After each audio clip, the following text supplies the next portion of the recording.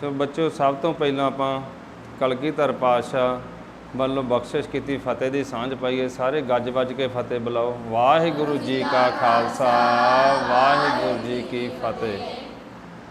ਸੋ ਬੱਚਿਓ, ਜਿਸ ਤਰ੍ਹਾਂ ਅੱਜ ਤੁਹਾਨੂੰ ਪਤਾ ਹੀ ਹੈ ਕਿ 6ਵੇਂ ਪਾਤਸ਼ਾਹ ਸਾਹਿਬ ਸ੍ਰੀ ਗੁਰੂ ਹਰਗੋਬਿੰਦ ਸਾਹਿਬ ਸੱਚੇ ਪਾਤਸ਼ਾਹ ਜੀ ਦਾ ਅੱਜ ਪ੍ਰਕਾਸ਼ ਦਿਹਾੜਾ ਹੈ। 6ਵੇਂ ਪਾਤਸ਼ਾਹ ਜੀ ਦਾ ਪ੍ਰਕਾਸ਼ ਅੰਮ੍ਰਿਤਸਰ ਸਾਹਿਬ ਦੇ ਬਿਲਕੁਲ ਨਾਲ ਗੁਰੂ ਕੀ ਵਡਾਲੀ ਉਸ ਸਥਾਨ 'ਤੇ ਪ੍ਰਕਾਸ਼ ਹੋਇਆ ਇਹਨਾਂ ਦਾ। ਇਹਨਾਂ ਦੇ ਪਿਤਾ ਜੀ ਨਾਮ ਸ੍ਰੀ ਗੁਰੂ ਅਰਜਨ ਦੇਵ ਪੰਜਵੇਂ ਪਾਤਸ਼ਾਹ ਜੀ ਅਤੇ ਇਹਨਾਂ ਦੀ ਮਾਤਾ ਜੀ ਦਾ ਨਾਮ ਮਾਤਾ ਗੰਗਾ ਜੀ ਸੀ। ਜਦੋਂ 6ਵੇਂ ਪਾਤਸ਼ਾਹ ਦਾ ਪ੍ਰਕਾਸ਼ ਹੋਇਆ ਤਾਂ ਪੰਜਵੇਂ ਪਾਤਸ਼ਾਹ ਨੇ ਇਸ ਖੁਸ਼ੀ ਦੇ ਵਿੱਚ ਉਸ ਸਥਾਨ 'ਤੇ ਇੱਕ ਖੂਹ ਲਵਾਇਆ, ਕਿਉਂਕਿ ਉਦੋਂ ਪਾਣੀ ਦੀ ਘਾਟ ਹੁੰਦੀ ਸੀ। ਖੂਹ ਲਵਾਏ ਜਾਂਦੇ ਸੀ ਪਾਣੀ ਦੀ ਪ੍ਰਾਪਤੀ ਵਾਸਤੇ, ਅਤੇ ਖੂਹ ਲਵਾਇਆ। ਅਤੇ ਖੂਹ ਜਿਹੜਾ ਸੀ 6 ਹਰਟਾਂ ਚੱਲਦੀਆਂ ਸੀ। ਹਰਟਾਂ ਬੱਚਿਆਂ ਨੂੰ ਪਤਾ ਨਹੀਂ ਹੁੰਦਾ ਵੀ ਇੱਕ ਜਿਹੜੇ ਚੱਲਦੀ ਟਿੰਡਾਂ ਦੀ ਚੱਲਦੀ ਹੈ, ਮਾਲ ਚੱਲਦੀ ਟਿੰਡਾਂ ਦੀ ਉਹਨੂੰ ਇੱਕ ਹਲਟ ਕਹਿੰਦੇ ਸੀ। ਵੀ ਉਹ ਇੱਕ ਖੂਹ ਦੇ ਵਿੱਚ 6 ਇਕੱਠੀਆਂ ਚੱਲਦੀਆਂ ਸੀ, ਕਿਉਂਕਿ ਅੱਜ ਤੱਕ ਕਦੀ ਵੀ 6 ਹਲਟਾਂ ਮਤਲਬ ਖੂਹ ਜਿਹੜਾ ਕਦੀ ਨਹੀਂ ਦੇਖਿਆ ਕਿਸੇ ਨੇ। ਉੱਥੇ ਪਾਤਸ਼ਾਹ ਨੇ ਪਹਿਲੀ ਵਾਰੀ 6 ਹਲਟਾਂ ਵਾਲਾ ਕਰਕੇ ਖੂਹ ਲਵਾਇਆ। ਉਹਦੇ ਤੋਂ ਉਸ ਸਥਾਨ ਦਾ ਨਾਂ ਜਿਹੜਾ ਛੇਹਰਟਾ ਸਾਹਿਬ ਪੈ ਗਿਆ। ਅੱਜ ਵੀ ਉੱਥੇ ਤੁਸੀਂ ਜਾਓਗੇ ਛੇਹਰਟਾ ਸਾਹਿਬ, ਉਹਦਾ ਨਾਮ ਛੇਹਰਟਾ। ਅਤੇ ਇਹ ਪਾਤਸ਼ਾਹ ਨੇ 6ਵੇਂ ਪਾਤਸ਼ਾਹ ਦੇ ਪ੍ਰਕਾਸ਼ ਦੀ ਖੁਸ਼ੀ ਦੇ ਵਿੱਚ ਲਵਾਇਆ ਸੀ। ਉਸ ਸਮੇਂ ਕੀ ਸੀ ਕਿ 6ਵੇਂ ਪਾਤਸ਼ਾਹ ਦੇ ਜਿਹੜੇ ਤਾਇਆ ਜੀ ਪ੍ਰਿਥੀ ਚੰਦ, ਉਹ ਬਹੁਤ ਜ਼ਿਆਦਾ ਵੈਰ ਵਿਰੋਧ ਰੱਖਦੇ ਸੀ। ਪਾਤਸ਼ਾਹ ਦੇ ਪ੍ਰਕਾਸ਼ ਤੋਂ ਪਹਿਲਾਂ ਵੀ ਜਿਹੜੇ ਪ੍ਰਿਥੀ ਚੰਦ ਸੀ, ਪੰਜਵੇਂ ਪਾਤਸ਼ਾਹ ਦੇ ਵੱਡੇ ਭਰਾਤਾ ਗੁਰੂ ਹਰਗੋਬਿੰਦ ਸਾਹਿਬ ਸੱਚੇ ਪਾਤਸ਼ਾਹ ਦੇ ਤਾਇਆ ਜੀ, ਉਹਦੀ ਘਰਵਾਲੀ ਬੀਬੀ ਕਰਮੋਂ, ਉਹ ਮਾਤਾ ਗੰਗਾ ਜੀ ਨੂੰ ਮਿਹਣੇ ਦਿੰਦੇ ਸੀ ਕਿ ਵੀ ਤੁਹਾਡੇ ਘਰ ਕੋਈ ਬੱਚਾ ਨਹੀਂ ਹੈਗਾ, ਅਤੇ ਜਿਹੜੀ ਗੁਰਤਾ ਗੱਦੀ ਹੈ ਤੁਹਾਨੂੰ ਸਾਡਾ ਹੱਕ ਬਣਦਾ ਸੀ, ਤੁਹਾਨੂੰ ਦੇ ਦਿੱਤੀ ਹੈ ਗੁਰੂ ਰਾਮਦਾਸ ਪਾਤਸ਼ਾਹ ਨੇ, ਅਤੇ ਇਹ ਗੁਰਤਾ ਗੱਦੀ ਹੱਕ ਸਾਡਾ ਬਣਦਾ ਸੀ, ਅਤੇ ਕੋਈ ਨਹੀਂ ਤੁਹਾਡੇ ਘਰ ਕਿਹੜਾ ਕੋਈ ਬੱਚਾ ਹੈਗਾ, ਅਤੇ ਇਹ ਗੁਰਤਾ ਗੱਦੀ ਦਾ ਵਾਰਸ ਜਿਹੜਾ ਮੇਰਾ ਪੁੱਤਰ ਹੀ ਬਣੇਗਾ। ਅਤੇ ਇਹ ਗੱਲ ਜਦੋਂ ਨੇ ਮਾਤਾ ਗੰਗਾ ਜੀ ਨੂੰ ਮਿਹਣੇ ਦੇਣੇ, ਤਾਂ ਮਾਤਾ ਜੀ ਨੇ ਪੰਜਵੇਂ ਪਾਤਸ਼ਾਹ ਕੋਲ ਬੇਨਤੀ ਕੀਤੀ, ਪਾਤਸ਼ਾਹ ਜੀ ਉਹ ਕਿਰਪਾ ਕਰੋ, ਮੇਰੀ ਝੋਲੀ ਵਿੱਚ ਖੈਰ ਪਾਓ, ਮੇਰੇ ਘਰ ਬੱਚਾ ਨਹੀਂ, ਮੇਰੀ ਜਠਾਣੀ ਮੈਨੂੰ ਮਿਹਣੇ ਮਾਰਦੀ ਹੈ। ਤਾਂ ਪਾਤਸ਼ਾਹ ਨੇ ਉਸ ਸਮੇਂ ਮਾਤਾ ਗੰਗਾ ਜੀ ਨੂੰ ਕਿਹਾ ਕਿ ਤੁਸੀਂ ਬੀੜ ਬਾਬਾ ਬੁੱਢਾ ਸਾਹਿਬ ਜਾ ਕੇ ਬਾਬਾ ਬੁੱਢਾ ਜੀ ਕੋਲੋਂ ਜਾ ਕੇ ਪੁੱਤਰ ਦੀ ਪ੍ਰਾਪਤੀ ਵਾਸਤੇ, ਬੱਚੇ ਦੀ ਪ੍ਰਾਪਤੀ ਲਿਜਾ ਕੇ ਉਹਨਾਂ ਅੱਗੇ ਅਰਦਾਸ ਬੇਨਤੀ ਕਰੋ। ਹੁਣ ਕੀ ਇੱਥੇ ਇੱਕ ਗੱਲ ਬੜੀ ਵਿਚਾਰਨਯੋਗ ਹੈ ਕਿ ਵੀ ਕੀ ਪੰਜਵੇਂ ਪਾਤਸ਼ਾਹ ਪੁੱਤਰ ਦੀ ਦਾਤ ਆਪ ਨਹੀਂ ਸੀ ਦੇ ਸਕਦੇ, ਜਾਂ ਉਹਨਾਂ ਕੋਲ ਸਮਰੱਥਾ ਨਹੀਂ ਸੀ, ਜਾਂ ਜਿਹੜੇ ਹੈਗੇ ਬਾਬਾ ਬੁੱਢਾ ਜੀ ਕੀ ਉਹਨਾਂ ਕੋਲ ਤਾਕਤ ਪੰਜਵੇਂ ਪਾਤਸ਼ਾਹ ਨਾਲੋਂ ਜ਼ਿਆਦਾ ਸੀ? ਨਹੀਂ, ਇਹ ਗੱਲ ਨਹੀਂ ਸੀ। ਉਹ ਪਾਤਸ਼ਾਹ ਨੇ ਇੱਕ ਸਾਨੂੰ ਦੱਸਣ ਵਾਸਤੇ, ਸਿੱਖ ਸੰਗਤਾਂ ਦੇ ਵਿੱਚ ਇਹ ਅੱਗੋਂ ਪੂਰਨੇ ਪਾਉਣ ਵਾਸਤੇ ਕਿ ਗੁਰੂ ਘਰ ਦੇ ਜਿਹੜੇ ਗੁਰਸਿੱਖ ਨੇ, ਪੂਰਨ ਗੁਰਸਿੱਖ ਨੇ, ਜਿਹੜੇ ਬਾਣੇ ਨਾਲ ਜੁੜੇ ਹੋਏ ਨੇ, ਗੁਰਬਾਣੀ ਦੇ ਨਾਲ ਇੱਕਮਿਕ ਨੇ, ਉਹਨਾਂ ਵਿੱਚ ਵੀ ਇੰਨੀ ਤਾਕਤ ਹੈ ਜਿਵੇਂ ਉਹ ਗੁਰੂ ਸਾਹਿਬ ਜਿਵੇਂ ਹਰ ਜਨ ਦੋਈ ਏਕ ਹੈ, ਬਿਬ ਵਿਚਾਰ ਕਿਛ ਨਾ ਹੈ। ਪਰ ਹਰੀ ਅਤੇ ਹਰੀ ਦੇ ਜਨਾਂ ਵਿੱਚ, ਹਰੀ ਦੇ ਵਿੱਚ ਅਤੇ ਹਰੀ ਨੂੰ ਮੰਨਣ ਵਾਲਿਆਂ ਵਿੱਚ ਕੋਈ ਫਰਕ ਨਹੀਂ ਰਹਿ ਜਾਂਦਾ, ਉਹ ਇੱਕਮਿਕ ਹੋ ਜਾਂਦੇ ਨੇ। ਇਸੇ ਤਰ੍ਹਾਂ ਜਿਹੜੇ ਪੂਰਨ ਗੁਰਸਿੱਖ ਸੀ, ਬ੍ਰਹਮ ਗਿਆਨੀ ਸੀ, ਉਹਨਾਂ ਵਿੱਚ ਗੁਰੂ ਸਾਹਿਬ ਜੀ ਕਹਿੰਦੇ ਸੀ ਵੀ ਸਾਡੇ ਕੋਲ ਫਰਕ ਨਹੀਂ ਰਹਿ ਗਿਆ। ਇਸ ਕਰਕੇ ਇਹ ਵਡਿਆਈ ਬਖਸ਼ੀ ਪਾਤਸ਼ਾਹ ਨੇ ਆਪਣੇ ਗੁਰਸਿੱਖਾਂ ਨੂੰ। ਤਾਂ ਮਾਤਾ ਜੀ ਬਾਬਾ ਬੁੱਢਾ ਸਾਹਿਬ ਕੋਲ ਗਏ, ਤਾਂ ਉਹਨਾਂ ਕੋਲ ਪ੍ਰਸ਼ਾਦੇ ਲੈ ਕੇ ਗਏ, ਪ੍ਰਸ਼ਾਦੇ ਪਕਾ ਕੇ ਲੈ ਕੇ ਗਏ। ਬਾਬਾ ਜੀ ਪ੍ਰਸ਼ਾਦੇ ਛਕਣ ਲੱਗੇ, ਅਤੇ ਉਹਨਾਂ ਨੇ ਜਦੋਂ ਗੰਢਾ ਭੰਨਿਆ, ਅਤੇ ਗੰਢੇ ਦੇ ਵਿੱਚੋਂ ਤੁਰੀ ਨਿਕਲ ਕੇ, ਅਤੇ ਜਦੋਂ ਬਾਹਰ ਡਿੱਗੀ ਦੂਰ ਜਾ ਕੇ, ਤਾਂ ਬਾਬਾ ਜੀ ਨੇ ਉਸ ਸਮੇਂ ਨਾਲ ਹੀ ਇਹ ਵਰ ਦੇ ਦਿੱਤਾ कि जेड़ा माता जी जेड़ा बच्चा पैदा होवेगा वो इन्ना सूरमा होवेगा भी जालमां दे तुरकां दे सिर इस गंढे वांगू भन्निया करेगा। तो उस तो बाद छेवें पातशाह का प्रकाश होया, तो जिहड़ा पिरथी चंद सी ते उहदी घरवाली सी उन्हां तो बर्दाश्त ना होया।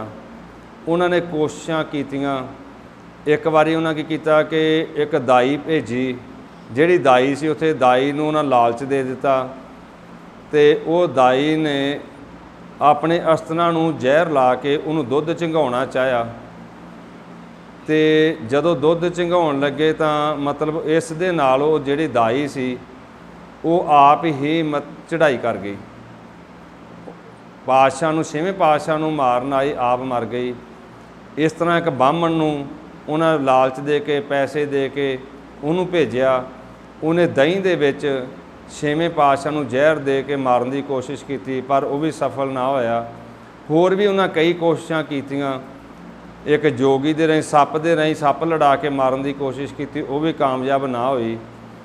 तो वो इस तरह करके उन्हें कई कोशिशां कीतियां, कामयाब ना होईयां। तो छेवें पातशाह का इस तरह पालन पोषण हुंदा गया। करदे पातशाह 10-11 साल की उम्र दे विच होए। 11 साल की उम्र सी जदों पंजवें पातशाह शहादत देने वास्ते लाहौर चले। उस समय छेवें पातशाह की उम्र सिर्फ 11 साल सी। पातशाह सारे गुरता गद्दी जिहड़ी हुक्म कर दिता कि छेवें पातशाह नूं मगरों साडे दे दित्ती जावे। आप पातशाह शहादत देने वास्ते चले गए। बाबा बुढ़ा जी ने, क्योंकि गुरु घर दे विच ये मर्यादा शुरू तो लैके गुरु नानक साहब तो तुरी आउंदी भी गुरता गद्दी दा तिलक जिहड़ा सी बाबा बुढ़ा जी लाउंदे सी। गुरता गद्दी सारी रस्म जिहड़ी सी बाबा बुढ़ा जी निभाउंदे सी।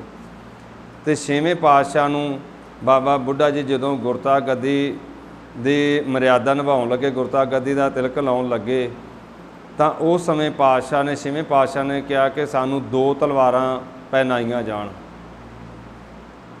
एक मीरी दी एक पीरी दी। ये पहली वारी सी किसी ने जो 2 तलवारां पहनियां, नहीं तो एक तलवार तो राजे महाराजे सारे पहनते सी, पर यह पहली वारी सी दुनिया दे विच कि 2 तलवारां पहनियां सी किसी ने। तो क्योंकि 2 तलवारां का मतलब सी भी असी तलवार दे नाल जालमां दा सिर भी भनना और नाल पीरी दी जिहड़ी है वो भगती भी करनी है, परमेश्वर नूं भी याद रखना, पर धर्म दे थल्ले रह के सब कुछ करना। धर्म नूं ते राजनीति नूं दोवें इकट्ठे चलाउणे। 2 तलवारां पहनियां पातशाह ने, गुरता गद्दी ते बैठे। तां पातशाह ने उस समय अपने सीस के उपर सिर के उपर चंदोआ चढ़ाया चंदोआ लवाया। उस तो समय पातशाह लैके पातशाह सीस ते चंदोआ सिर ते चंदोआ लगना शुरू होया, चौर चढ़ाया। तां पातशाह ने अपने सीस ते अपनी दस्तार दे विच कलगी सजाई, क्योंकि गुरु नानक साहब तो लैके किसी भी गुरु साहब ने कलगी नहीं सी सजाई, क्योंकि उन्हां समयां दे विच जिहड़ी कलगी सी वो राजे महाराजे लाउंदे सी। पातशाह ने कहा कि भी असीं इन्हां राजे महाराजा नूं नहीं मानते, ये सिर्फ अपने राज तक सीमित ने, झूठे ने। इस करके असीं जिहड़े पातशाह ने अपनी कलगी लाई भी असीं इन्हां राजिਆਂ ਦੇ अधीन नहीं, किसी के अधीन नहीं। तो पातशाह ने नाल अकाल तख्त साहिब की रचना की, क्योंकि उस समय दिल्ली का तख्त सब तो पावरफुल मन्निया जाता है, सब तो ताकतवर मन्निया जाता सी। छेवें पातशाह ने दिल्ली के तख्त नालों उच्चा तख्त बनाया कि असी इस दे अधीनगी नहीं मानते, असी इहदी ईण नहीं मानते, असी एक कालपुरख की अधीनगी मानते हाँ। तो यह तख्त जिहड़ा सीधा कालपुरख के थल्ले चलेगा, ये कालपुरख के हुक्म च चलेगा। दिल्ली के तख्त तो उच्चा तख्त बनाया। तो छेवें पातशाह ने उदों नाल ही सारिया संगतां नूं कह दिता कि अज तो बाद सारिया संगतां ने घोड़े लैके आने ने, नौजवान जिहड़े ने वो आके फौज च भर्ती होण, फौज की भर्ती शुरू कर दी। तो युद्ध का जिहड़ा सी लड़ाई का गतके दे पातशाह ने उदों चला दिता कि भी सिखलाई शुरू करवा दी। ਸਾਰੀਆਂ ਫੌਜਾਂ ਨੂੰ।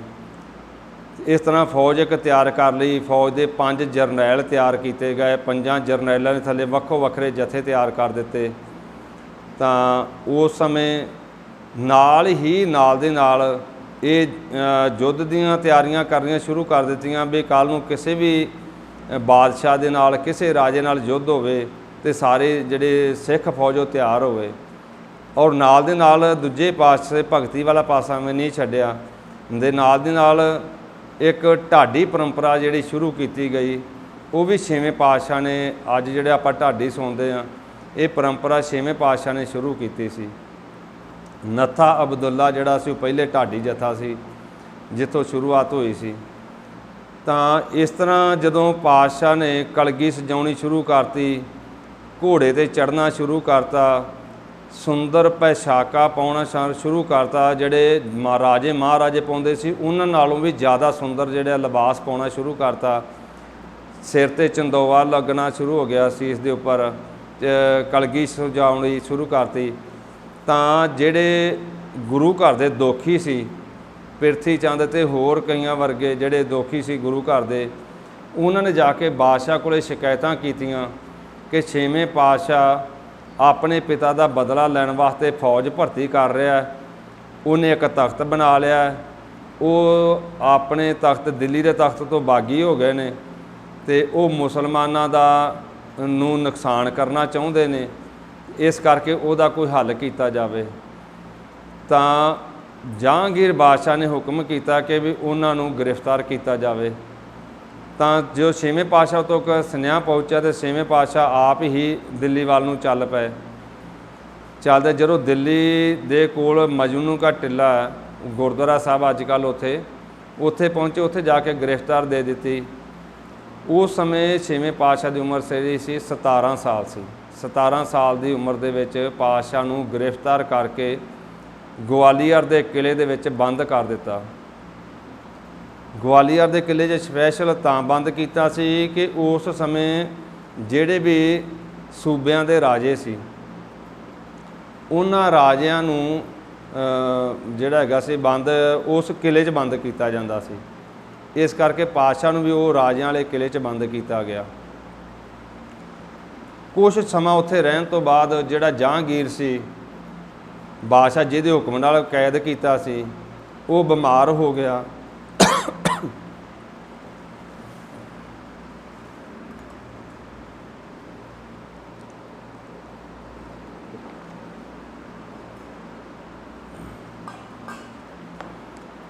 ਜਹਾਂਗੀਰ ਬਾਦਸ਼ਾਹ ਬਿਮਾਰ ਹੋ ਗਿਆ ਤਾਂ ਉਹਦੇ ਜਿਹੜੇ ਨੇੜੇ ਦੇ ਨਿਕਟਵਰਤੀ ਸੀ, ਉਹਨਾਂ ਨੇ ਬਾਦਸ਼ਾਹ ਨੂੰ ਇਹ ਕਿਹਾ ਕਿ ਤੁਸੀਂ ਇਹ ਬਹੁਤ ਵੱਡਾ ਪਾਪ ਕੀਤਾ ਵੀ 6ਵੇਂ ਪਾਤਸ਼ਾਹ ਨੂੰ ਕੈਦ ਕੀਤਾ, ਵੀ ਉਹ ਕਿਸੇ ਦਾ ਨਾਲ ਵੀ ਕੋਈ ਵੈਰ ਨਹੀਂ ਰੱਖਦੇ, ਉਹਨਾਂ ਤੁਹਾਡਾ ਕੋਈ ਮਾੜਾ ਨਹੀਂ ਕੀਤਾ, ਤੁਸੀਂ ਜਾਣਬੁੱਝ ਕੇ ਉਹਨੂੰ ਕੈਦ ਕੀਤਾ ਤੇ ਤੁਸੀਂ ਜੇਕਰ ਉਹਨਾਂ ਨੂੰ ਰਿਹਾ ਕਰ ਦਿਓ ਤਾਂ ਤੁਸੀਂ ਮਤਲਬ ਠੀਕ ਹੋ ਸਕਦੇ ਹੋ। ਤਾਂ ਉਹਨੂੰ ਲੱਗਾ ਵੀ ਉਹ ਇਸੇ ਕਰਕੇ ਜਦੋਂ ਨਿਕਟਵਰਤੀਆਂ ਨੇ ਸਲਾਹ ਦਿੱਤੀ ਤਾਂ ਉਹਨੇ ਪਾਤਸ਼ਾਹ ਨੂੰ ਕਰ ਦਿੱਤਾ ਕਿ ਉਹਨਾਂ ਨੂੰ ਰਿਹਾ ਕਰ ਦਿੱਤਾ ਜਾਵੇ।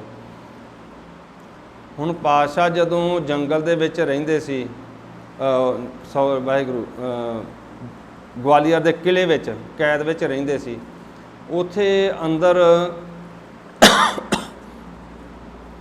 ਰਹਿੰਦਿਆਂ ਰੋਜ਼ਾਨਾ ਲੰਗਰ ਵਧੀਆ ਤਿਆਰ ਹੁੰਦਾ ਸੀ। ਉਹਨਾਂ ਨੂੰ ਰਾਜਿਆਂ ਨੂੰ ਖਾਣ ਪੀਣ ਨੂੰ ਪਹਿਲਾਂ ਵਧੀਆ ਨਹੀਂ ਸੀ ਮਿਲਦਾ, ਪਰ ਬਾਦਸ਼ਾਹ ਜਦੋਂ ਕਿ ਉਹਨਾਂ ਨੂੰ ਵਧੀਆ ਖਾਣ ਪੀਣ ਦਾ ਮਿਲਣ ਲੱਗ ਪਿਆ, ਅੰਦਰ ਹੀ ਜੇਲ੍ਹ ਦੇ ਵਿੱਚ ਹੀ ਉਹਨਾਂ ਨੂੰ ਦੀਵਾਨ ਲੱਗਣ ਸ਼ੁਰੂ ਹੋ ਗਿਆ। ਉਹ ਜਿਹੜੇ ਬੜੇ ਦੁਖੀ ਰਹਿੰਦੇ ਸੀ ਉਹਨਾਂ ਦੇ ਮਨ ਨੂੰ ਸ਼ਾਂਤੀ ਆ ਗਈ, ਉਹ ਬੜੇ ਸੁਖੀ ਰਹਿਣ ਲੱਗ ਪਏ। ਪਾਤਸ਼ਾਹ ਦੇ ਨਾਲ ਸਾਰਾ ਦਿਨ ਸੰਗਤ ਕਰਨੀ ਅਤੇ ਉਹ ਰੱਬ ਦਾ ਨਾਮ ਲੈਣ ਲੱਗ ਪਏ, ਖਾਣ ਪੀਣ ਚੰਗਾ ਮਿਲਣ ਲੱਗ ਪਿਆ ਉਹਨਾਂ ਨੂੰ, ਅਤੇ ਰੱਬ ਦਾ ਨਾਮ ਸੁਣ ਕੇ ਗੁਰੂ ਉਪਦੇਸ਼ ਸੁਣ ਕੇ ਉਹਨਾਂ ਦੇ ਮਨ ਨੂੰ ਸ਼ਾਂਤੀ ਆਉਣੀ। ਤਾਂ ਜਦੋਂ ਉਹਨਾਂ ਨੂੰ ਇਹ ਪਤਾ ਲੱਗਾ ਕਿ 6ਵੇਂ ਪਾਤਸ਼ਾਹ ਦੀ ਰਿਹਾਈ ਦਾ ਹੁਕਮ ਆ ਗਿਆ ਤੇ ਇਹਨਾਂ ਚਲੇ ਜਾਣਾ, ਉਹਨਾਂ ਇਕੱਠੇ ਹੋ ਕੇ ਰਾਜਿਆਂ ਨੇ 6ਵੇਂ ਪਾਤਸ਼ਾਹ ਅੱਗੇ ਬੇਨਤੀ ਕੀਤੀ, ਹੱਥ ਜੋੜ ਕੇ ਅਰਦਾਸ ਕੀਤੀ, ਪਾਤਸ਼ਾਹ ਵੀ ਤੁਸੀਂ ਜਦੋਂ ਦੇ ਆਏ ਸੀ ਬੜੇ ਸੁਖੀ ਹੋ ਗਏ, ਅਸੀਂ ਬਹੁਤ ਦੁਖੀ ਸੀ, ਤੁਸੀਂ ਹੁਣ ਚਲੇ ਗਏ ਤੇ ਅਸੀਂ ਤਾਂ ਫਿਰ ਬਹੁਤ ਦੁਖੀ ਹੋ ਜਾਵਾਂਗੇ, ਸਾਡੇ 'ਤੇ ਕਿਰਪਾ ਕਰੋ, ਸਾਨੂੰ ਵੀ ਨਾਲ ਹੀ ਲੈ ਜਾਓ। ਤਾਂ छेवें पातशाह ने कहा ठीक है। जदों जहांगीर बादशाह का हुक्म आया रिहाई का, तो पातशाह ने कह दिता भी असीं कल्लियां ने रिहा नहीं होना, इन्हां राजियां नूं भी बाहर नाल कढ़िया जावे, इन्हां नूं भी रिहा करो। तो जहांगीर बादशाह ने उस समय हुक्म किया कि तुहाडे चोले का लड़ फड़ के जां तुहाडे परने का लड़ फड़ के जिन्ने राजे बाहर निकल सकते हैं वो असीं रिहा कर देंगे। तो पातशाह कहन लगे ठीक है। 52 राजे सी, तो छेवें पातशाह ने एक चोला सवाया 52 कलियां वाला। वो चोला सवाया, तो वो चोला अज भी लुधियाने दे कोल कढ़ाणी कलां पिंड दे विच पिया है, मौजूद है अज भी वो चोला 52 कलियां वाला। तो उस चोला जिहड़ा वो पहन के पातशाह ने सारे राजियां ने एक एक कली फाड़ी, लड़ फड़ लिया एक चोले का। तो वो 52 के 52 राजे ही बाहर आ गए, उन्होंने सारिਆਂ ਨੂੰ रिहा कर दिता। पातशाह इत्थे ਅੰਮ੍ਰਿਤਸਰ साहब पहुँच गए, संगतां दे रस्ते विच दर्शन दीदारे दिंदे होए। उस तो बाद जिहड़ा लाहौर दा नवाब सी वो ईरखा करदा सी छेवें पातशाह नाल, गुरु घर नाल। तां उन्हां ने बहाना बनिया बाज दा, इत्थे उन्हां जंग दी तैयारी कर लई, क्योंकि पातशाह नूं पहलों पता ही सी। पातशाह ने लोहगढ़ साहब ਅੰਮ੍ਰਿਤਸਰ ਦੇ ਵਿੱਚ ਲੋਹਗੜ੍ਹ ਦਾ किला बनवाया, लोहगढ़ साहब किले का नाम रखा गया लोहगढ़ का किला। तो उत्थे आके फिर जंग हुई है, जिस जंग दे विच छेवें पातशाह ने एक लक्कड़ की तोप चलाई, क्योंकि जिहड़ियां तोप हुंदी हमेशा लोहे की हुंदी है, तो लक्कड़ की कदी तोप नहीं दुनिया च होई। छेवें पातशाह ने पहली बारी लक्कड़ की तोप चलाई उत्थे दुश्मनां दे नाल युद्ध दे विच। तो उस युद्ध दे विच छेवें पातशाह की जित हुई, सिखां की जित हुई, तो जिहड़े मुसलमानां दे तुरक सी उन्हां दी हार हुई।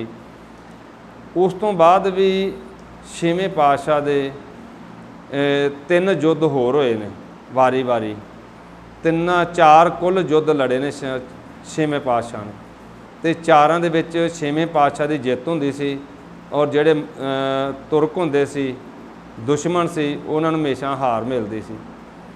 तो इस तरह छेवें पातशाह जिहड़े सी जंगां जुद्धां भी करदे सी, विच जदों समा आ जांदा है जंग दा, दुश्मन चढ़ के आउंदा है जंग भी कर लैंदे, अगे पिछे सिੱਖੀ ਦਾ प्रचार करदे सी। जिस तरह कश्मीर दे विच एक माई ने याद किया छेवें पातशाह नूं दर्शन देने वास्ते कश्मीर दे विच गए, तां एक अपने नेड़े इत्थे मोगे जिले च डरोली भाई है, इत्थे छेवें पातशाह दे सांढू साईं दास जी उन्होंने अपना घर बनाया सी। ते उन्होंने ये अरदास की, घर तैयार हो गया जदों उन्होंने घर दे विच आप रिहाइश नहीं की, उन्होंने अरदास की भी छेवें पातशाह आके पहलों चरण पाउणगे घर च, असीं फिर अपना रिहाइश करनी है। जिन्ना चिर पातशाह नहीं आए उन्ना चिर उन्होंने रिहाइश नहीं की। पातशाह उन्हों की अरदास सुन के, ये साईं दास बेशक रिश्ते विचों छेवें पातशाह दे सांढू सी, पर उन्होंने कभी ये नहीं सोचा कि मैं सांढू हाँ। वो सदा ही गुरसिख सिख बन के रहिंदे सी छेवें पातशाह दे, हमेशा भी असीं सिख हाँ, वो गुरु ने। तो उस हिसाब नाल जिवें सिख बन के उन्हें अरदास की सी। छेवें पातशाह आए, उस घर दे विच उन्हां चरण पाए, तां उस घर नूं पवित्र कीता, तां उस घर विच उन्हां रिहाइश कीती। वो घर तकरीबन 2003 दे विच असीं दर्शन करन गए सी, उदों घर पूरी तरह मौजूद सी, पर अज वो घर नूं काफ़ी हिस्सा जिहड़ा वो ढा दिता गया है। साडे कुछ लोकां साडिਆਂ ਦੀ बेसमझी के कारण वो ढा के सारा नहीं ढाया, कुछ ढा दिता, कुछ हैगा उन्होंने 2 हिस्सों च वंड लिया, उत्थे 2 गुरुद्वारे बनाते वखरा वखरा कर दिता। पर असीं 2003 दे विच गए सी, 2-3 दे विच उदों घर पूरी तरह मौजूद सी अजे। सो ये छेवें पातशाह उत्थे आए, इत्थे ही बाबा गुरदित्ता जी का जन्म होया। उन्हां दे साहिबजादा जिहड़े छेवें पातशाह दे, उन्हां दे छेवें पातशाह दे 5 पुत्र होए, एक उन्हां दी पुत्री सी बीबी बीरो जी। ਇੱਥੇ ਰਹਿੰਦਿਆਂ ਹੋਰ ਵੀ ਬਹੁਤ ਜਿਹੜੇ ਕੌਤਕ ਵਰਤਾਏ ਆ ਛੇਵੇਂ ਪਾਤਸ਼ਾਹ ਨੇ। ਇੱਕ ਬੀਬੀ ਜਿਹੜੀ ਸੀ, ਉਹ ਸਾਰੀ ਸਾਖੀ ਤਾਂ ਆਪਾਂ ਨਹੀਂ ਸੁਣਾ ਸਕਦੇ ਕਿ ਆਪਣੇ ਕੋਲ ਸਮਾਂ ਘੱਟ ਹੈ। ਉਹ ਜਦੋਂ ਦਾ ਵਿਆਹ ਹੋਇਆ, ਉਹ ਵਿਆਹ ਉਹਨਾਂ ਦੇ ਘਰ ਹੋ ਗਿਆ ਕਿ ਜਿਹੜੇ ਗੁਰੂ ਘਰ ਨੂੰ ਮੰਨਦੇ ਨਹੀਂ ਸੀ, ਉਹ ਕਬਰਾਂ ਨੂੰ ਮੰਨਣ ਵਾਲੇ ਸੀ, ਸਖੀ ਸਰਵਰਾਂ ਨੂੰ ਮੰਨਣ ਵਾਲੇ ਸੀ। ਉਹ ਲੜਕੀ ਦਾ ਵਿਆਹ ਹੋਇਆ ਤੇ ਉਹ ਜਦੋਂ ਲੈ ਕੇ ਜਾ ਰਹੇ ਸੀ, ਡੋਲਾ ਲੈ ਕੇ ਲੰਘ ਰਹੇ ਸੀ, ਭਾਈ ਕੀ ਡਰੋਲੀ ਛੇਵੇਂ ਪਾਤਸ਼ਾਹ ਉਦੋਂ ਬੈਠੇ ਸੀ ਦੀਵਾਨ ਲਾ ਕੇ। ਸੰਗਤ ਇੱਥੇ ਕਾਫੀ ਸਮਾਂ ਰਹੇ ਪਾਤਸ਼ਾਹ, ਤੇ ਸੰਗਤ ਨੇ ਰੋਜ਼ ਆਉਣਾ, ਦੀਵਾਨ ਲੱਗਣੇ, ਸਾਰੀ ਸੰਗਤ ਨੇ ਉਪਦੇਸ਼ ਲੈਣਾ, ਕੀਰਤਨ ਸੁਣਨਾ, ਬਾਣੀ ਸੁਣਨੀ, ਤੇ ਫਿਰ ਉਹਨਾਂ ਜਾਣਾ ਕੱਪ ਆਪਣੇ ਘਰਾਂ ਨੂੰ। ਇਸ ਤਰ੍ਹਾਂ ਉਹ ਡੋਲਾ ਲੈ ਕੇ, ਉਸ ਸਮੇਂ ਦੇ ਵਿੱਚ ਡੋਲਾ ਜਿਹੜਾ ਹੁੰਦਾ ਸੀ ਕੁਹਾਰ ਚੁੱਕ ਕੇ ਜਾਂਦੇ ਸੀ, 4 ਬੰਦੇ ਚੁੱਕ ਕੇ ਜਾਂਦੇ ਸੀ ਡੋਲੇ ਵਿੱਚ ਲੜਕੀ ਨੂੰ ਬਿਠਾ ਕੇ। ਉਹ ਜਦੋਂ ਡੋਲਾ ਲੈ ਕੇ ਜਾ ਰਹੇ ਸੀ, ਜਦੋਂ ਇੱਥੋਂ ਡੋਲਾ ਲੰਘਣ ਲੱਗਾ ਤਾਂ ਪਤਾ ਨੂੰ ਲੱਗ ਗਿਆ ਕਿ ਵੀ ਦੀਵਾਨ ਲੱਗਾ ਆ, ਛੇਵੇਂ ਪਾਤਸ਼ਾਹ ਇੱਥੇ ਆਏ ਹੋਏ ਨੇ। ਤਾਂ ਉਹਨੇ ਕੀ ਕੀਤਾ ਕਿ ਜਿਹੜੇ ਕੁਹਾਰ ਸੀ ਡੋਲਾ ਚੁੱਕਣ ਵਾਲੇ, ਉਹਨਾਂ ਨੂੰ ਆਪਣੇ ਗਹਿਣਾ ਦੇ ਦਿੱਤੇ, ਗਹਿਣੇ ਦੇ ਕੇ ਲਾਲਚ ਦੇ ਦਿੱਤਾ ਕਿ ਤੁਸੀਂ ਆਹ ਗਹਿਣੇ ਲੈ ਲਓ, ਮੈਨੂੰ ਛੇਵੇਂ ਪਾਤਸ਼ਾਹ ਦੇ ਦਰਸ਼ਨ ਕਰ ਲੈਣ ਦਿਓ। ਤਾਂ ਉਹ ਜਿਹੜੇ ਕੁਹਾਰ ਸੀ ਉਹ ਲਾਲਚ ਵਿੱਚ ਆ ਗਏ। ਉਹ ਕਹਿਣ ਲੱਗੇ ਵੀ ਠੀਕ ਹੈ, ਤੁਸੀਂ ਦਰਸ਼ਨ ਕਰ ਲਓ। ਉਹਨਾਂ ਨੇ ਉਹ ਜਾ ਕੇ ਦਰਸ਼ਨ ਕਰਨ ਗਏ। ਉਹਨਾਂ ਨੇ ਜਦੋਂ ਉਹਦੇ ਪਤੀ ਸੀ ਅੱਗੇ ਜਿਹੜੇ ਜੰਜ ਮਤਲਬ ਅੱਗੇ ਜਾ ਰਹੇ ਸੀ ਡੋਲੇ ਦੇ, ਜਦੋਂ ਉਹਨਾਂ ਆਖਿਆ ਵੀ ਪਿੱਛੋਂ ਜੇ ਡੋਲਾ ਆ ਨਹੀਂ ਰਿਹਾ, ਉਹ ਪਤਾ ਕਰਨ ਆਏ ਵੀ ਕਿੱਥੇ ਗਏ। ਉਹਨਾਂ ਘਰਾਂ ਦੱਸਿਆ ਕਿ ਵੀ ਇੱਥੇ ਦਰਸ਼ਨ ਕਰਨ ਗਏ। ਉਹ ਭਾਲ ਕਰਕੇ ਬੜੇ ਗੁੱਸੇ ਨਾਲ ਗਏ ਕਿ ਵੀ ਇਹਨਾਂ ਨੇ ਇੱਥੇ ਕਿਉਂ ਰੋਕਿਆ, ਵੀ ਉਹ ਕਿਉਂ ਚਲੀ ਗਈ ਉਤਰ ਕੇ, ਅਸੀਂ ਤਾਂ ਇਹਨਾਂ ਨੂੰ ਮੰਨਦੇ ਹੀ ਨਹੀਂ ਇਸ ਘਰ ਨੂੰ, ਅਸੀਂ ਤਾਂ ਸਖੀ ਸਰਵਰਾਂ ਨੂੰ ਮੰਨਦੇ ਹਾਂ। ਤਾਂ ਕੀ ਹੋਇਆ ਕਿ ਉਹ ਬੜੇ ਗੁੱਸੇ ਨਾਲ ਗਏ ਵੀ ਅਸੀਂ ਜਾ ਕੇ ਇਹਨੂੰ ਲੈ ਕੇ ਆਉਣੇ ਆ, ਤੇ ਵੀ ਇਹਨੇ ਬਹੁਤ ਵੱਡਾ ਪਾਪ ਕਰ ਲਿਆ। ਉਹ ਜਾਂਦਿਆਂ ਨੂੰ ਪਾਤਸ਼ਾਹ ਦਾ ਦੀਵਾਨ ਲੱਗਾ, ਉਹ ਸੁਣਦੇ ਵੀ ਉਪਦੇਸ਼ ਸੁਣਦੇ ਪਏ, ਗੁਰ ਉਪਦੇਸ਼। ਪਰ ਜਦੋਂ ਜਾ ਕੇ ਉਹਨਾਂ ਨੇ ਉਹਦਾ ਸਮਾਪਤੀ ਹੋਈ, ਤੇ ਜਦੋਂ ਪਹੁੰਚੇ ਉਹਨਾਂ ਨੇ ਜਾ ਕੇ ਛੇਵੇਂ ਪਾਤਸ਼ਾਹ ਦੇ ਦਰਸ਼ਨ ਕੀਤੇ। ਦਰਸ਼ਨ ਕਰਨ ਦੇ ਨਾਲ ਹੀ ਉਹਨਾਂ ਦੇ ਜਿਹੜੇ ਕਰਮ ਸੀ, ਪਾਤਸ਼ਾਹ ਨੇ ਐਸੇ ਪਾਤਸ਼ਾਹ ਦੀ ਨਿਗਾਹ ਪਈ, ਉਹਨਾਂ ਦੇ ਕਰਮ ਜਿਹੜੇ ਉਹ ਬਦਲ ਗਏ। ਉਹਨਾਂ ਨੇ ਉਹ ਵੀ ਉੱਥੇ ਜਿਹੜਾ ਉਹ ਬੀਬੀ ਦੇ ਘਰ ਵਾਲਾ ਸੀ ਜਿਹਦੇ ਨਾਲ ਵਿਆਹ ਹੋਇਆ ਸੀ, ਉਹ ਵੀ ਉੱਥੇ ਬੈਠ ਗਿਆ। ਕਹਿੰਦਾ ਕਿ ਮੈਂ ਵੀ ਇਹ ਦਰਸ਼ਨ ਕਰਕੇ ਮੈਨੂੰ ਬਹੁਤ ਮਨ ਨੂੰ ਸ਼ਾਂਤੀ ਆਈ ਹੈ, ਤੇ ਮੈਨੂੰ ਵੀ ਤੂੰ ਵੀ ਮੈਨੂੰ ਵੀ ਨਾਲ ਹੀ ਇਹਦੇ ਸਿੱਖ ਬਣਾ ਲਾ ਆਪਣੇ। ਤਾਂ ਉਹਨਾਂ ਦਾ ਸਾਰਾ ਪਰਿਵਾਰ ਸਿੱਖੀ ਵਿੱਚ ਆ ਗਿਆ। ਪਾਤਸ਼ਾਹ ਨੇ ਇੰਨੀ ਵੱਡੀ ਕਿਰਪਾ ਕੀਤੀ। ਹੋਰ ਵੀ ਛੇਵੇਂ ਪਾਤਸ਼ਾਹ ਨੇ ਇਸ ਤਰ੍ਹਾਂ ਬਹੁਤ ਜਿਹੜਾ ਜਿੱਥੇ ਜਿੱਥੇ ਵੀ ਪਾਤਸ਼ਾਹ ਨੂੰ ਕੋਈ ਯਾਦ ਕਰਦਾ ਸੀ। ਇੱਕ ਵਾਰੀ ਇੱਕ ਥਾਂ 'ਤੇ ਉਹਨਾਂ ਨੇ ਪਾਣੀ ਠੰਡਾ, 2 ਗੁਰਸਿੱਖ ਸੀ, ਉਹਨਾਂ ਕੋਲ ਠੰਡਾ ਪਾਣੀ ਸੀ। ਜਦੋਂ ਉਹਨਾਂ ਪਾਣੀ ਠੰਡਾ ਪੀਣ ਵਾਸਤੇ ਰੱਖਿਆ ਸੀ, ਤੇ ਜਦੋਂ ਪਾਣੀ ਪੀਣ ਲੱਗੇ ਤੇ ਉਹਨਾਂ ਲੱਗਾ ਕਿ ਵੀ ਪਾਣੀ ਬਹੁਤ ਠੰਡਾ ਹੈ ਤੇ ਬਹੁਤ ਸਵਾਦ ਹੈ ਪਾਣੀ, ਤੇ ਵੀ ਇਸ ਕਰਕੇ ਇਹ ਪਾਣੀ ਤਾਂ ਪਾਤਸ਼ਾਹ ਦੇ ਪੀਣ ਵਾਲਾ। ਉਹਨਾਂ ਪੀਤਾ ਨਾ, ਕਹਿਣ ਲੱਗੇ ਤਾਂ ਪਾਤਸ਼ਾਹ ਦੇ ਪੀਣ ਵਾਲਾ। ਤੇ ਉਹਨਾਂ ਨੂੰ ਪ੍ਰੇਮ ਆ ਗਿਆ, ਮਨ ਦੇ ਵਿੱਚ ਵੈਰਾਗ ਆਇਆ ਵੀ ਇਹਦਾ ਪਾਤਸ਼ਾਹ ਆ ਕੇ ਪੀਣ, ਇਹ ਉਹਨਾਂ ਦੇ ਪੀਣ ਵਾਲਾ ਪਾਣੀ ਕਿੰਨਾ ਠੰਡਾ ਹੋ ਗਿਆ ਪਾਣੀ। ਤਾਂ ਛੇਵੇਂ ਪਾਤਸ਼ਾਹ ਉਹਨਾਂ ਦੀ ਅਰਦਾਸ ਸੁਣ ਕੇ ਉੱਥੇ ਜਾ ਕੇ ਪਾਣੀ ਉਹਨਾਂ ਨੇ ਪੀਤਾ ਸੀ। ਹੋਰ ਵੀ ਛੇਵੇਂ ਪਾਤਸ਼ਾਹ ਨੂੰ ਜਿੱਥੇ ਜਿੱਥੇ ਕੋਈ ਯਾਦ ਕਰਦੇ ਸੀ। ਜੇ ਆਪਾਂ ਹੁਣ ਜੰਗਾਂ ਦਾ ਵਰਣਨ ਕਰੀਏ, ਪੈਂਦੇ ਖਾਨ ਨਾਲ ਜੰਗ ਹੋਈ ਹੈ, ਜਿਹਨੂੰ ਛੇਵੇਂ ਪਾਤਸ਼ਾਹ ਨੇ ਆਪਣੇ ਕੋਲ ਰੱਖਿਆ ਸੀ, ਆਪ ਹੀ ਪਾਲਿਆ ਪੋਸਿਆ ਸੀ, ਤੇ ਉਹ ਗੁਰੂ ਘਰ ਦੀਆਂ ਚੀਜ਼ਾਂ ਫਿਰ ਚੋਰੀ ਕਰਕੇ ਲੈ ਗਿਆ। ਫਿਰ ਉਹਦੇ ਨਾਲ ਯੁੱਧ ਹੋਇਆ, ਉਹਦੇ ਘਰ ਜਿਹੜੇ ਉਹ ਸਾਰੀ ਉਹ ਆਪਾਂ ਸਾਖੀ ਫਿਰ ਤੁਹਾਨੂੰ ਸੁਣਾਵਾਂਗੇ। ਇਸੇ ਤਰ੍ਹਾਂ ਜੰਗਾਂ ਯੁੱਧਾਂ ਤੋਂ ਪਾਤਸ਼ਾਹ ਜਿਹੜੇ ਸੀ ਵਿਹਲੇ ਹੋ ਕੇ ਨਾਲ ਦੀ ਨਾਲ ਗੁਰ ਉਪਦੇਸ਼ ਜਿਹੜਾ ਸੰਗਤਾਂ ਨੂੰ ਦਿੰਦੇ ਰਹੇ ਵੀ ਆਪਾਂ ਕਿਸੇ ਦੀ ਈਣ ਨਹੀਂ ਮੰਨਣੀ, ਆਪਾਂ ਕਿਸੇ ਦੇ ਥੱਲੇ ਸਿਰਫ ਅਕਾਲ ਪੁਰਖ ਦਾ ਹੁਕਮ ਮੰਨਣਾ ਹੈ, ਅਕਾਲ ਪੁਰਖ ਦੇ ਹੁਕਮ ਦੇ ਵਿੱਚ ਚੱਲਣਾ ਹੈ। ਅਸੀਂ ਸਿਰਫ ਅਕਾਲ ਪੁਰਖ ਦੇ ਪੁਜਾਰੀ ਹਾਂ। ਤੇ ਛੇਵੇਂ ਪਾਤਸ਼ਾਹ ਦੇ ਪਹਿਲੇ ਪਾਤਸ਼ਾਹ ਗੁਰੂ ਨਾਨਕ ਸਾਹਿਬ ਤੋਂ ਲੈ ਕੇ ਛੇਵੇਂ ਪਾਤਸ਼ਾਹ ਨੇ ਆ ਕੇ ਜ਼ੁਲਮ ਦੇ ਵਿਰੁੱਧ ਟੱਕਰ ਲਈ ਹੈ। ਜੰਗਾਂ ਯੁੱਧਾਂ ਜਿਹੜੀਆਂ ਇੱਥੋਂ ਸ਼ੁਰੂ ਹੋਈਆਂ, ਛੇਵੇਂ ਪਾਤਸ਼ਾਹ ਨੇ ਨਗਾਰਾ ਵਜਾਉਣਾ ਸ਼ੁਰੂ ਕੀਤਾ ਪਹਿਲੀ ਵਾਰੀ। ਤਾਂ ਇੱਥੇ ਕਲਗੀ ਵੀ ਪਹਿਲੀ ਵਾਰੀ ਛੇਵੇਂ ਪਾਤਸ਼ਾਹ ਨੇ ਲਾਈ। ਘੋੜੇ ਜਿਹੜੇ ਚੜ੍ਹਨ ਦਾ ਸੀ ਕੰਮ, ਇਹ ਵੀ ਛੇਵੇਂ ਪਾਤਸ਼ਾਹ ਨੇ ਸ਼ੁਰੂ ਕੀਤਾ। ਛੇਵੇਂ ਪਾਤਸ਼ਾਹ ਸਾਹਿਬ ਸ੍ਰੀ ਗੁਰੂ ਹਰਗੋਬਿੰਦ ਸਾਹਿਬ ਸੱਚੇ ਪਾਤਸ਼ਾਹ ਸਰੀਰਕ ਕਰਕੇ ਇੰਨੇ ਜਵਾਨ ਸੀ ਕਿ ਉਹਨਾਂ ਦਾ ਕੱਦ ਜਿਹੜਾ 7 ਫੁੱਟ ਉੱਚਾ ਕੱਦ ਸੀ